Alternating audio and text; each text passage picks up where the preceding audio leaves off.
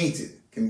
Because we come into a house, especially as an inspector, and we see that some older cabinets and people try to do their own little touch-ups without hiring specialists. So we want to know from the specialist, the expert, can cabinets be painted? Yes, so they can absolutely be painted. Okay. You have to take into consideration a couple of factors, right? So the material of the actual cabinets. If your cabinets are made of solid wood, you can definitely have someone professionally refinish a cabinet, which would means that they would sand it, strip down the paint that's on them currently or stain, and then refresh with a new coat of color. Okay. So that is the best route to go if you have solid cabinets, to get a well finished, really high quality look.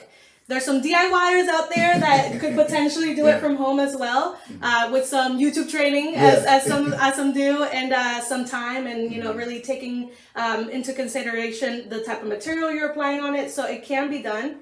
If you have materials like a laminate or for mica or something like that on the surface, those will take paint, but it won't be as smooth of a finish. So I wouldn't recommend painting over that type of cabinet.